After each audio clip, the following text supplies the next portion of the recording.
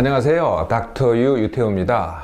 오늘의 주제는 하소연이 스트레스. 네, 하소연. 네, 하소연들 참 많이 하고 또 많이 듣죠.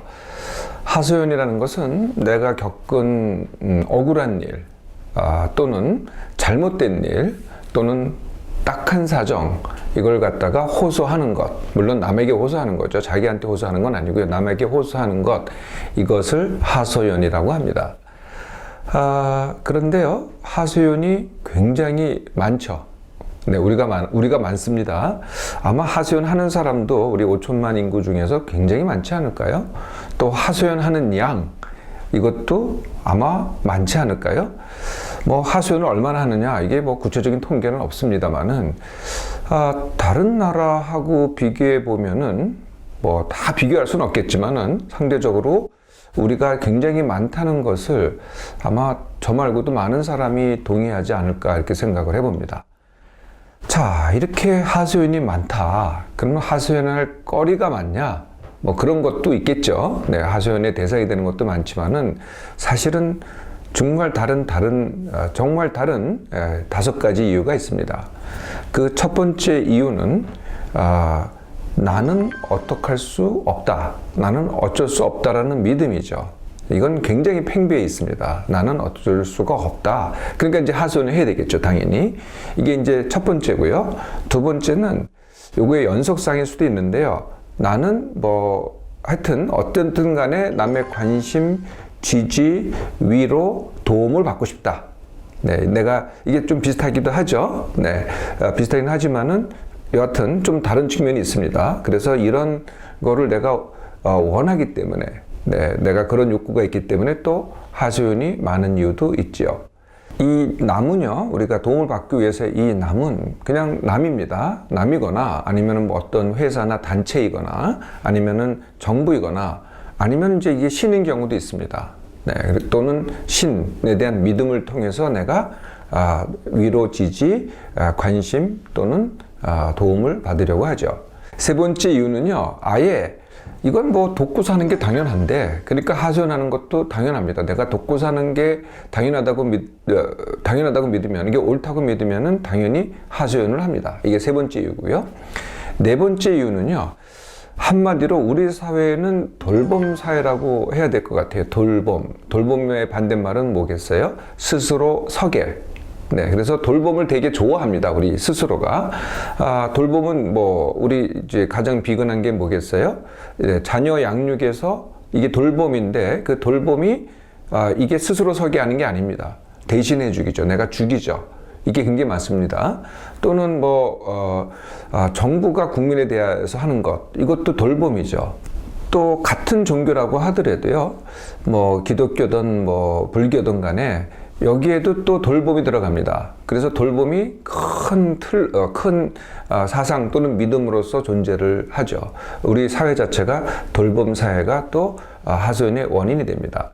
다섯 번째, 하소연이 많은 이유. 이거는 이제 문제시라는 겁니다. 제가 애초에 정말 문제가 많냐? 네. 우리가 이제 문제가 있는데 이 문제를 보는 관점이 크게 세 가지가 있을 것 같아요. 문제를 문제로 본다. 아니면은 문제를 무시한다. 아니면은 문제보다 훨씬 더 문제시한다. 네. 이렇게 세 가지 관점이 있는 겁니다. 그러니까 문제가 있고 문제시, 무시가 있는 거죠. 무시하자는 게 아니고요. 문제시하지 말자는 거거든요. 근데 문제시를 많이 하면 어떻게 되겠어요? 네, 그만큼 하소연이 늘어납니다. 자, 이렇게 하소연이 많은데요. 그러면 하소연을 하면은 어떻게 되느냐? 네, 물론 원하는 관심과 위로를 받게 됩니다. 그 관심과 위로의 대부분은 이런 게 흔하죠. 너만 그런 거 아니야. 네, 다 그런 문제를 갖고 있어. 이게 이제 주로 위로가 된다. 그러니까 남도 그렇구나 라는 걸 내가 알게 되면 내가 위로가 된다 그래요. 네, 만약에 내가 그게 위로가 되면은 원래 내 문제는 어떻게 되겠어요? 그대로 있는 거죠. 네, 그걸 남도 다 그러니까 나는 이걸 해결할 생각이 없는 거예요. 그러니까 문제는 지속되거나 악화되죠. 네, 그렇다고 문제가 해결된 게 아니니 결국 얼마간은 이제 위로를 받으니까 이제 넘어가는데요. 문제가 계속 지속되면 어떻게 되겠어요? 네, 그러니까 다시 또 그게 힘들어지니까 하소연합니다. 그럼 나중에는 이게 반복되다 보면 어떻게 되겠어요? 하소연과 위로 또는 관심 자체가 이게 계속 반복되니까 그거 자체가 아예 삶의 방식이 됩니다. 이런 하소연이요, 너무나 그러니까 흔하니까 다수가 하니까 당연한 것 같잖아요. 그게 아니라는 거죠. 이 하소연이 바로 스트레스입니다. 하소연은 문제를 해결하는 게 아니거든요. 그러니까 지속되는 문제 자체는 계속 나의 문제로 남으니까 그게 스트레스겠죠.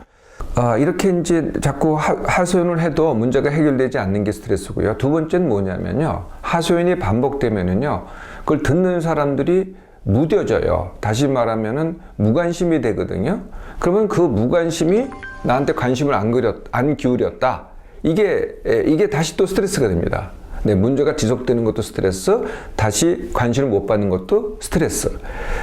세 번째는요, 그래서 내가 보통 방법으로는 관심을 받을 수가 없어요. 그럼 점점 더 좀 센 방법으로 갑니다. 그게 뭐 읍소가 됐던, 아니면 어디가 아프다고 하던, 또는 더 심각하게는요, 뭐 비난을 하던, 누가 잘못했다 원망을 하던, 아니면은 자해를 하던.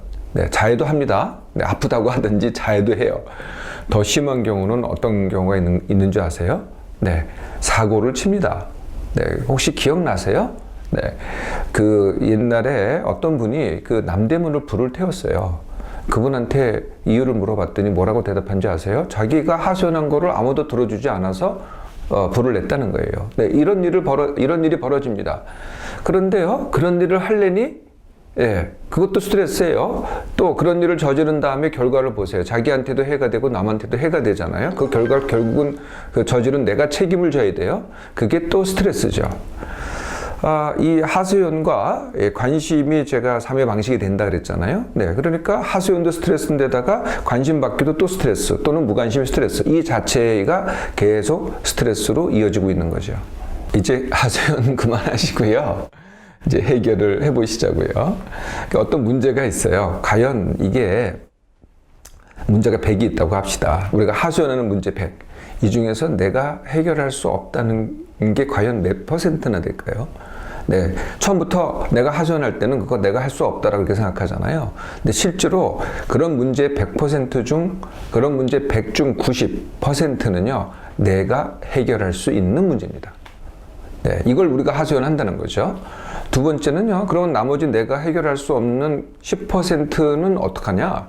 그거는 남도 해결할 수가 없어요. 네, 그런 문제 가지고 우리가 계속 하소연한다는 거거든요. 자, 이제 선택입니다.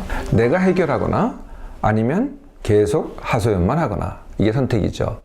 자, 내가 해결하기를 선택하면은요, 방법은 제가 이미 소개해드린 바가 있습니다. 네, 그게 내가 알밭 원식 가치입니다. 네, 알밭 원식 가치, 이 기억하시는 분들 하실 텐데요. 알고, 받아들이고, 원하고, 그 상태에서 그걸 쉽게 하고, 같이, 함께, 또 혼자, 그리고 그 결과가 나도 이롭고 남도 이롭고, 그게 이롭게입니다. 알밭 원식 가치. 네, 일단 내가 가지고 있는 문제가 뭔지를 알아야 되겠죠. 이게 뭔지를 모르면요, 그 자체가 불안하고 당황하고 얼쩔 줄 모르고 이렇게 된다는 거예요. 일단 알기부터 시작해야 되겠죠. 뭐 스스로 학습을 하든지, 아니면 남한테 물어보든지, 전문가한테 물어보든지 해서 내가 처한 문제가 무슨 문제냐를 제대로 알아야 되겠죠. 그게 1번입니다. 두 번째는요, 그게 그렇구나, 내가 현재 그렇구나 라고 받아들여야 됩니다. 이 받아들이지 않는 게 왜? 라는 질문입니다. 왜 내가 이런 문제를 갖고 있어야 돼? 왜 내가 남은 이런 문제가 없는데 나만 있어야 돼? 내가 왜 이때 이런 상황에 처할까? 내가 과거에 뭘 잘못했을까? 이런 생각을 하면은 이게 바로 안 받아들이기입니다. 받아들이면은 내가 그렇구나. 그래서 어떡하지? 이게 질문이 돼야 되겠죠. 그래서 어떡하지? 여기까지가 이게 받아들이는 방법입니다. 세 번째, 그래서 어떡하지? 그러면은 내가 뭘 원해? 하소연을 원해? 아니면은 내가 이걸 해결하기를 원해? 네, 그럼 해결하는 것의 목표가 뭐겠어요? 해결돼서 뭐 그게 편안한 상태라든지, 아니면 더 좋은 상태라든지, 이게 내가 원하는 것이 되겠죠. 이게 원하기입니다. 원하기가 분명해지잖아요. 네, 그러면은 그 다음이 그걸 어떻게 쉽게 하지? 이게 또 질문이 되면 됩니다. 이게 사람마다 해결하는 방법이 다 다르거든요. 그러니까 항상 자신한테 질문을 해야 됩니다. 이 문제, 내가 이런 걸 이 문제에서 내가 이걸 원할 때 내가 어떻게 그걸 쉽게 하지? 라고 질문하면은요, 처음에는 막막한데요. 자꾸 진정으로 질문하면은 반드시 답이 나옵니다. 답이 안 나오는 이유는 모르거나 아니면은 내가 받아들이지 않거나 아니면은 원하지 않아서 답이 안 나오는 거죠. 자, 답이 나오잖아요. 그럼 그 다음 선택이 있어요. 그게 뭐냐면은 혼자 할 건가, 같이 할 건가, 함께 할 건가의 선택입니다. 네, 혼자라는 건 이해되시죠? 내 혼자 내 문제를 갖다 해결한다. 가치와 함께의 차이는요, 가치는 같이 하는 사람들이 생각, 태도, 행동이 같은 거를 가치라고 합니다. 함께는 생각, 태도, 행동이 다 다르더라도 그래도 함께해서 내가 내 문제를 해결한다. 이게 같이, 함께, 또 혼자입니다. 마지막으로요, 그렇게 했을 때의 결과를 한번 생각해 봐야 돼요. 그러니까 나만 이로운 게 아니라 내 주위를 둘러싸고 있는 남도 이롭다. 이게 맨 마지막의 이입니다. 자, 어떻습니까? 처음엔 좀 막막하실 거예요. 네, 그런데 시작해 보세요. 의외로 굉장히 쉽습니다. 하소연만 하는 것보다는 훨씬 쉬울걸요?